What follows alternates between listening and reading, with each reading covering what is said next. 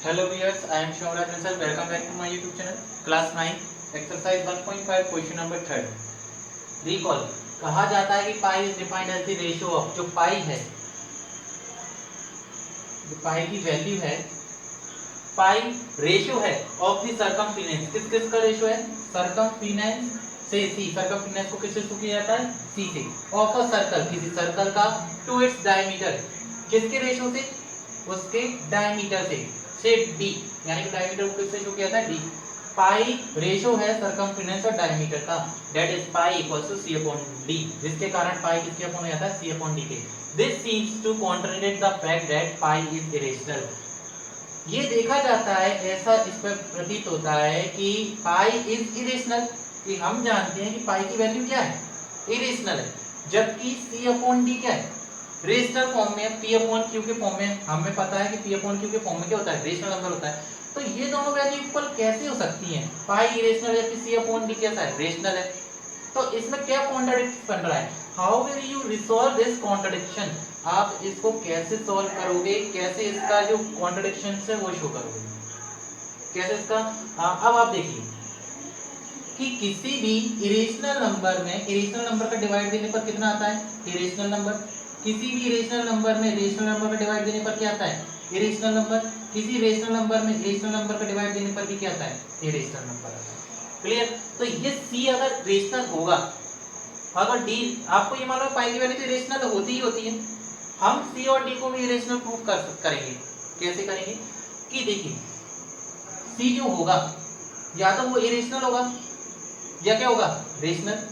दोनों में से कोई सा हो सकता है. या डी भी क्या होता है? रेशनल या इरेशनल हो सकता है. मतलब इन दोनों में से कोई सी एक वैल्यू ऐसी होगी जो कैसी होगी? इरेशनल होगी. अगर कोई भी एक वैल्यू इरेशनल है तो उसका डिवाइड देने पर ही कितना आएगा? इरेशनल नंबर आएगा.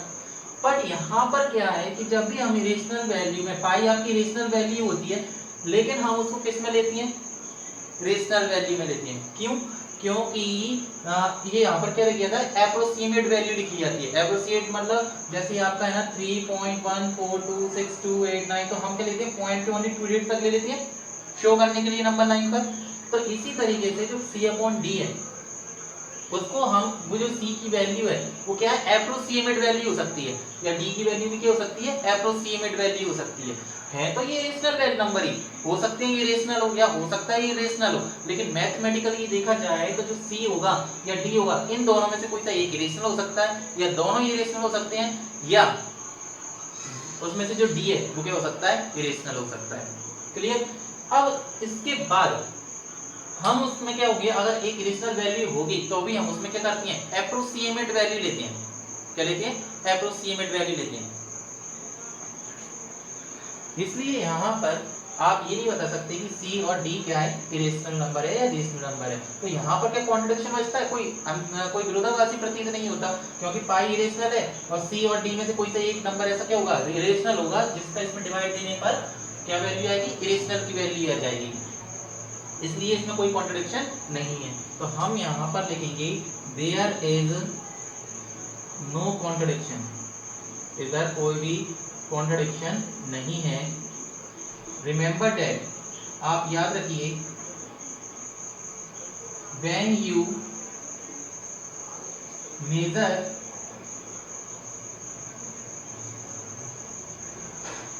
Of any length with a scale and any other device, you only get approximate value.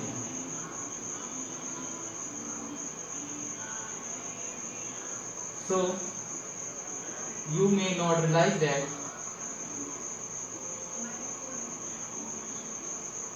either, so you only get approximate. Rational value भी लिख सकते हैं और approximate वैल्यू भी लिख सकते हैं. So you may not realize that either,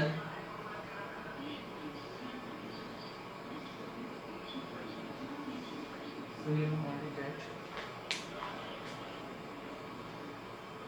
so you may not realize that either C or D is irrational. Mean समझिए इसका. देयर इज नो कॉन्ट्रडिक्शन, यहाँ पर कोई विरोधाभास प्रतीत नहीं होता, क्योंकि पाई रेशनल है तो ये वैल्यू भी क्या होगी, इरेशनल ही होगी। रिमेंबर दैट, याद रखिए, when you measure of any length, जब आप किसी भी लेंथ को नापते हो, चाहे वो सर्कमफेरेंस हो या क्या हो आपका डायमीटर हो, अगर ये इरेशनल में इन दोनों में से कोई सी वैल्यू इरेशनल होती है तो आप उसकी क्या वैल्यू लेते हो, अप्रोक्सीमेट वैल्यू लेते हैं। इसलिए यहाँ पर आपको क्या लगता है कि ये क्या है, रेशनल फॉर्म में। With the scale and any other device, किसी भी लेंथ को आप किसी भी स्केल या और किसी इंस्ट्रूमेंट से नापते हो, you only get approximate value, तो आपको उसमें लगभग में मान मिलता है। यानी कि जैसे 3 पॉइंट के बाद 4 5 6 7 8 और इनफाइनाइट आ रहा है तो हम उसके डेसिमल की कितनी प्लेस तक ले लेते हैं, 2 डेट तक ले लेते हैं। सो यू मे नॉट, इसलिए आपको प्रतीत नहीं होता, रियलाइज नहीं होता कि डेट ईदर या तो C और D इज इरेशनल, कि C इरेशनल है या D इरेशनल है। क्लियर, ये आपका क्वेश्चन नंबर 3 हो गया।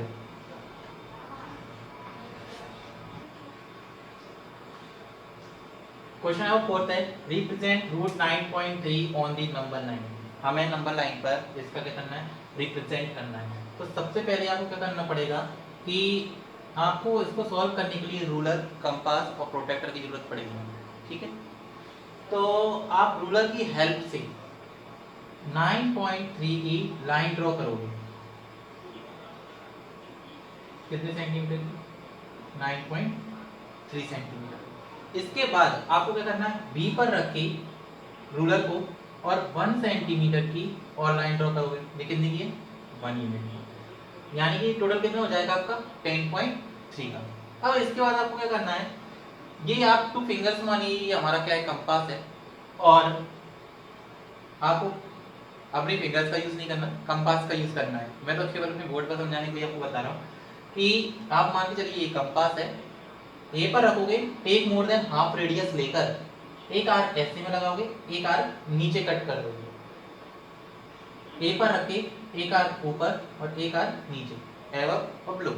ऐसी without changing the radius put the compass at point C, compass को सी पर रखोगे और उन्हीं आर्क को इस तरीके से काट दोगे। इन आर्क को क्या कर दोगे, ज्वाइन कर दोगे। तो कुछ इस टाइप से ये ज्वाइन हो जाएगा, आपका स्ट्रेट लाइन हो जाएगा। आपको मिड पॉइंट मिल जाएगा O। ये जो O होगा वो AC को 2 इक्वल पार्ट में डिवाइड करेगा। OA और OC कितना हो जाएगा, आपस में इक्वल हो जाएगा। अब इसके बाद क्या करना है आपको, कंपास को O पर ही रखोगे, इस पॉइंट पर रखोगे O पर, और इसकी इक्वल लेंथ लेकर एक सेमी सर्कल ड्रॉ कर दोगे जो C को टच कर देगा। यहाँ पर रखे और सेमी सर्कल बना दोगे, यहाँ पर रख के, और कुछ इस तरीके से आप क्या करते चले जाओगे, बनाते हुए चले जाओगे। ये इस टाइप का आपका ड्रॉ हो जाएगा। इतना ड्रॉ करने के बाद आपका बी पॉइंट खाली जा रहा है, इसको खाली नहीं आने देना, इसका भी कुछ ना कुछ करना है आपको। तो बी पर आप क्या रखोगे, प्रोटेक्टर को रखोगे। प्रोटेक्टर को रखने के बाद यहाँ पर 90 डिग्री का एंगल आप बनाओगे। 90 डिग्री का एंगल आपका इस टाइप का ये लाइन बन जाएगी। स्ट्रेट लाइन नहीं होती है, स्ट्रेट बिल्कुल सीधी। रूलर की हेल्प से इसको आप क्या कर दोगे, ज्वाइन कर दोगे। जिस पॉइंट पर इंटरसेक्ट करेगा सेमी सर्कल को, वो आपका हो जाएगा डी पॉइंट। जो ये BD होगा ना, BD की लेंथ होगी, यही होगी हमारे रूट 9.3 की। समझ में आया ना, समझ में आ गया तो अच्छी बात है, आगे कर दें। अब इसके बाद आपको क्या करना है, ये नंबर लाइन पर नहीं है हमारा, ये तो सेमी सर्कल पर है। ये लेंथ आ गई हमारे पास रूट 9.3। तो आपको क्या करना है, जो AC होगा इसको और बढ़ा देना, चाहे आप जितनी चाहे उतनी बढ़ा सकते हो। ठीक है, नंबर लाइन आपने बढ़ा दी। BD हमारी रूट 9.3 है, लेकिन हमें 9.3 कहां पर चाहिए, इस वाली नंबर लाइन पर। तो BD की इक्वल लेंथ लेकर B पर ही रखने दोगे कंपास, और एक ऐसे में कुछ इस तरीके से आपका क्या हो जाएगा, ये ड्रॉ हो जाएगा। ये आपका पॉइंट आ गया E। तो ये जो B से लेके E तक जो होगी, ये आपकी हो जाएगी रूट 9.3। अब आपको स्टेप ऑफ कंस्ट्रक्शन लिखना है, तो आप कैसे लिखोगे, first we draw a line segment AB equal to 9.3 centimetre. After that we put the compass at point B and produce to 1 centimetre. ठीक है, on the number line we get a C point हमें मिल जाएगा। After that हम क्या करेंगे, इसका perpendicular bisector करेंगे। तो ये क्या हो जाएगा, we draw a perpendicular bisector of AC, then we get a point O। ठीक है, O पॉइंट मिल जाएगा। Put the compass at point O and radius equals to OA। Draw a semicircle which intersect point A and C.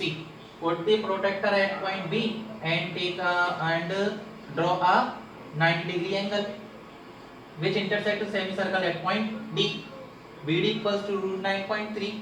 After that, we put the compass at point D and take a radius equals to BD. Draw an arc which intersect number line at point E. Then BE equals to root 9.3. अब हमें ये कैसे मालूम पड़ेगा कि जो BE है वो root 9.3 है।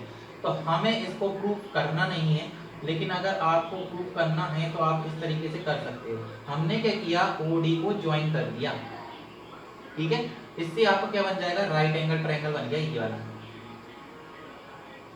ये राइट एंगल ट्रायंगल आ गया, दिख रहा है क्लियर? क्योंकि यहाँ पर कितने डिग्री का है, 90 डिग्री का एंगल है। हमारे पास ये वाली लाइन है, अब ये वाली लाइन निकालेंगे। ये देखो,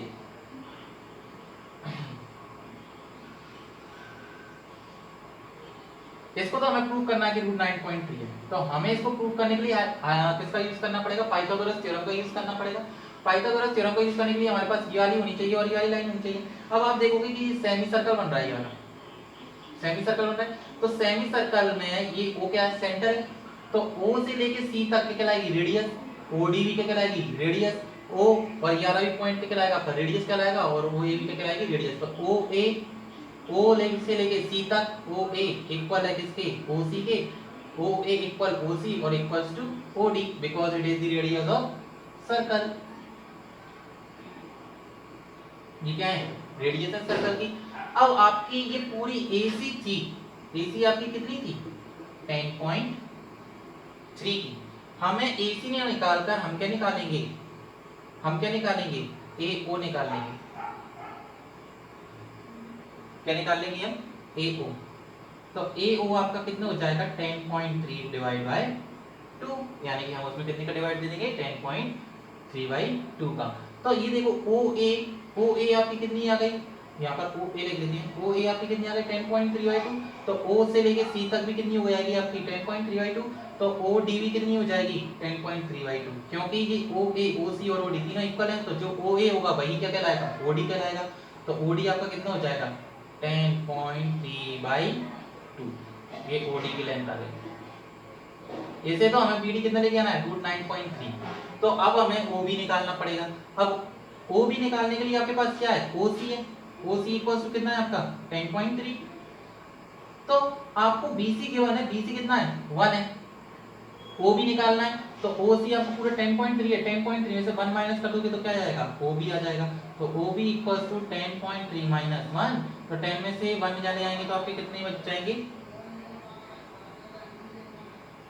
अच्छा OB कितना आएगा आपका ये OA है, ये आपका पूरा कितना था, OC आपका कितना आ गया, 10.3 डिवाइड बाय 2। OC आपका OA इक्वल है, OA 10.3 बाई 2, तो OC भी कितना हो गया, 10.3 बाई 2। तो 10.3 बाई 2 में से आप कितना माइनस कर दोगे, 1। अब 1 तो माइनस ऐसे इसके अपॉन में कुछ नहीं, 1 के अपॉन में तो 2 का इंटू हो जाएगा, 2 1 जा 2। 10.3 में से माइनस करोगे 2 और अपॉन में कितना आएगा आपका 2। 10.3 में से 2 माइनस करना है, 2 में पॉइंट नहीं है, 0 लगा दी, कितना आ गया, 8.3। 8.3 डिवाइड बाय 2, ये आपकी आ गई यहाँ से यहाँ तक 8.3 डिवाइड बाय 2। क्लियर? अब हम BD निकालेंगे इन राइट एंगल ट्रायंगल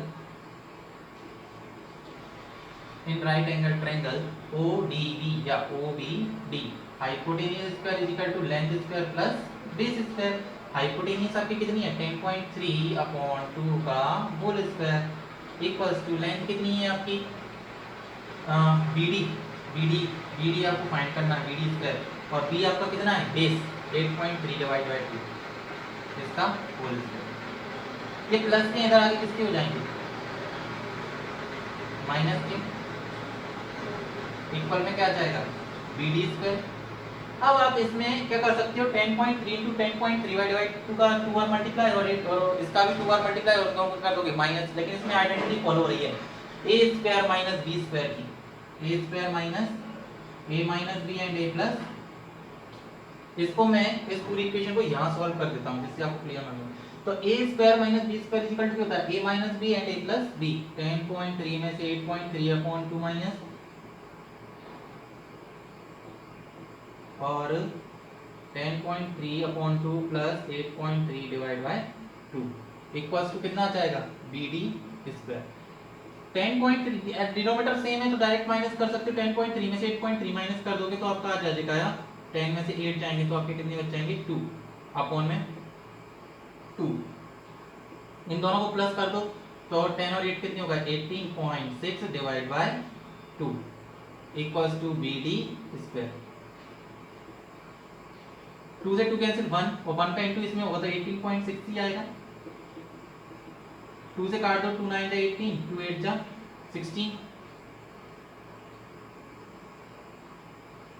2 3 जा 6 sorry 9.3 equals to bd square. Square लग रहा है यहाँ पर क्या जाएगा स्क्वायर रूट, bd हमारा कितना आ गया रूट 9.3।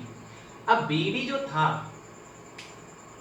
bd को हमने bd को यहाँ पर b पर रखे हमने ये आर्क लगाया, तो ये जो आर्क होगा वो कुछ इस तरीके का आपका क्या बना देगा सर्कल बना देगा, इस टाइप का बना देगा। और सर्कल में यहाँ से यहाँ तक जो लेंथ होगी वो यहीं से यहाँ तक होगी, क्योंकि ये क्या बन जाएगी रेडियस बन जाएगी और ये भी बन जाएगी रेडियस बन जाएगी।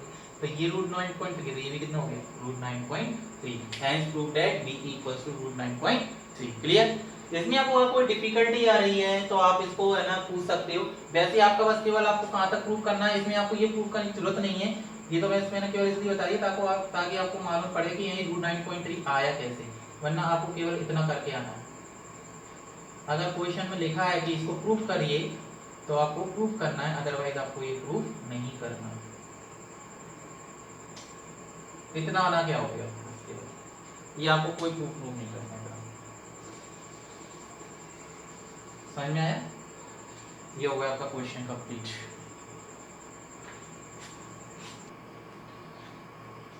Question number 5, rationalise the denominator of the following. केवल डिनोमिनेटर है उसका ही क्या करना है रेशनलाइज करना है। रेशनलाइज का मतलब मल्टीप्लाई एंड डिवाइड, किस नंबर का डिनोमिनेटर का। तो सॉल्व अपन फर्स्ट करेंगे 1 अपॉन रूट 7 को, इसमें हमें मल्टीप्लाई भी करना है डिवाइड भी देना है किसका डिनोमिनेटर का, और डिनोमिनेटर आपका कितना है रूट 7 और रूट 7। और आप एक तरीके से ऐसा भी समझ लीजिए कि रूट 7 से रूट 7 कैंसिल होगा तो कितना आ जाएगा 1 आएगा। हर सारे क्वेश्चन रेशनलाइज जहां पर भी लिखना है वहां पर अपन डिवाइड मल्टीप्लाई और डिवाइड करेंगे। तो रूट 7 का 1 में करोगे तो आप रूट 7 आ जाएगा, और रूट 7 का रूट 7 में इंटू करोगे तो कितना आएगा 7। मैंने आपको ये चीज बताई थी कि अगर सेम रूट की वैल्यू में मल्टीप्लाई करते हैं तो ओनली सिंगल नंबर बचता है। तो इसलिए रूट 7 का इंटू 1 में होगा तो रूट 7 और रूट 7 का रूट 7 में होगा तो कितना आएगा 7 आएगा। ये कट नहीं सकते आगे, इसका सॉल्व नहीं होगा, इसलिए यहीं पे खत्म करना पड़ेगा। ये फर्स्ट आपका हो गया कंप्लीट। सेकंड देखिए 1 अपॉन रूट 7 माइनस रूट 6, इसका भी रेशनलाइज करेंगे। तो रेशनलाइज करने के लिए इसमें हम मल्टीप्लाई करेंगे और डिवाइड करेंगे किसका root 7 minus root 6, sign change कर दो इसका, रूट 7 प्लस रूट 6 और रूट 7 प्लस रूट 6। अब आप देखना इसको 1 का इंटू इन दोनों में होगा तो वही की वही नंबर आएंगे, क्योंकि 1 का मल्टीप्लाई तो किसी भी नंबर में कर लो वही की वही आता है।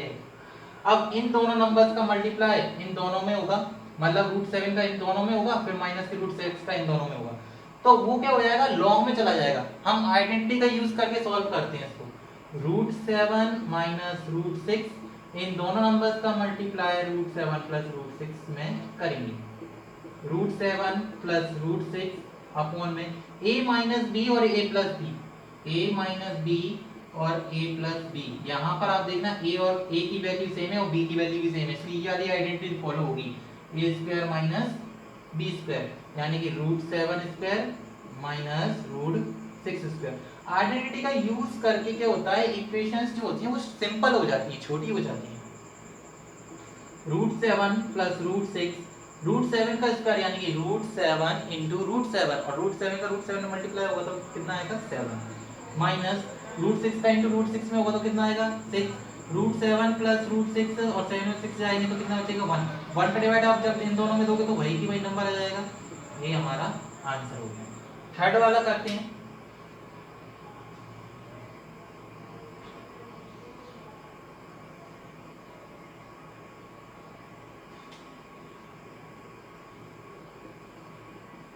थर्ड 1/√5 प्लस √2, इसका भी रेशनलाइज करेंगे, मल्टीप्लाई और डिवाइड देंगे किससे, √5 साइन चेंज कर देंगे, प्लस का है तो किसका हो गया माइनस का, ये भी किसका हो जाएगा माइनस का।